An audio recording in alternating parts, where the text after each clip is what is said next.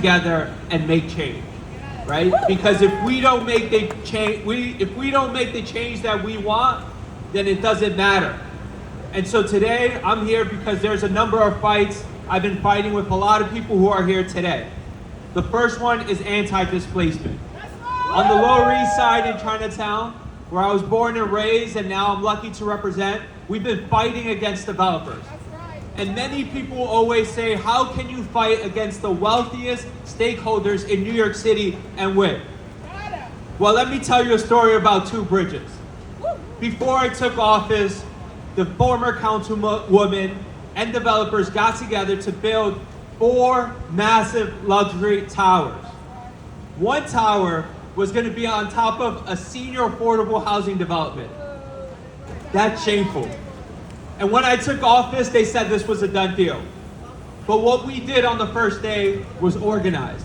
We met with the tenants, we met with anti-displacement organizers, and we rallied, filed lawsuits. And now, 4 years later, the developers still can't develop because we've been fighting. Yeah!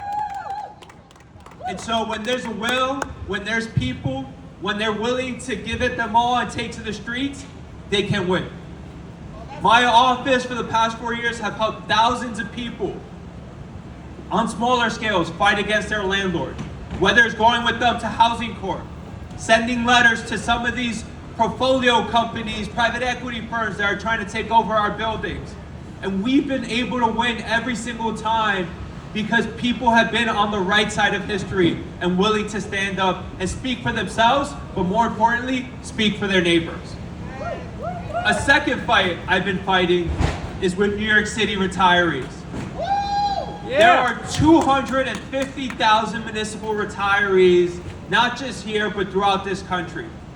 And during the de Blasio administration, he started to collude with some of the biggest unions and insurance companies to shift retiree health care to a privatized Medicare Advantage program. If anyone has read anything about Medicare Advantage, we all know it's a massive disadvantage, where people don't get treatment, where people get denied for their claims, where people live in fear.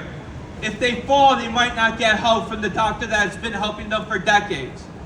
And so when people said this was a done deal, when they said that's it, they already picked the insurance company, Aetna. All of the big unions are already on board. The administration's on board. You know who wasn't on board? The retirees. They kept on fighting day after day.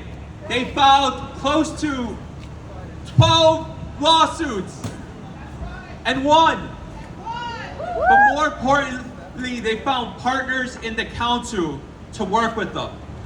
First, it was my man Charles Barron from East New York. Yes! We all know and love Charles Barron. But as the new crop of council kept on coming, we increased the coalition that we had. And when Charles Barron stepped aside, I decided to take on 1096 and reintroduce it. And I gotta tell you how big the special interests were. They wouldn't even allow me to introduce a bill in the city council. It wasn't asking for a hearing, it wasn't asking for a vote, it was asking to give people an opportunity to introduce a bill. They did whatever they could to stop me from doing that. But we still pushed forward and did something super unconventional where we actually brought the bill from the floor of the city council and introduced it ourselves.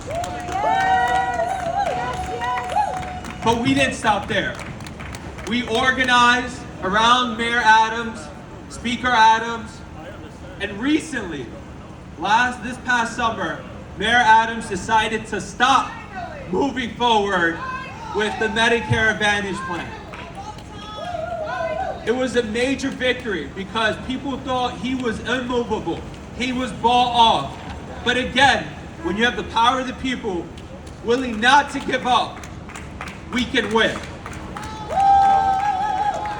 But it's not over.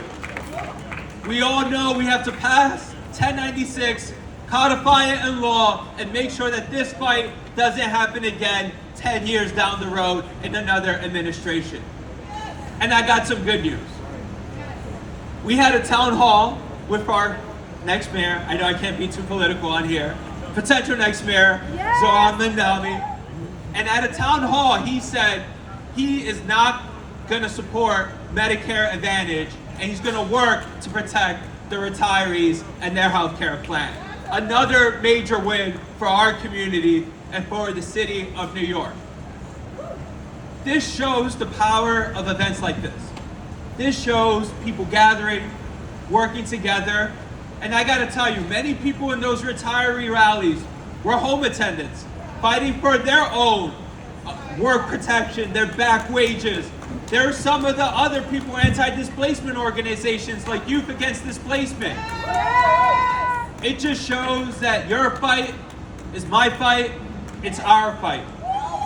And so I'm happy to be here to kick off this market of ideas, of community, to bring people together, learn from each other, organize, but more importantly, win. Thank you all.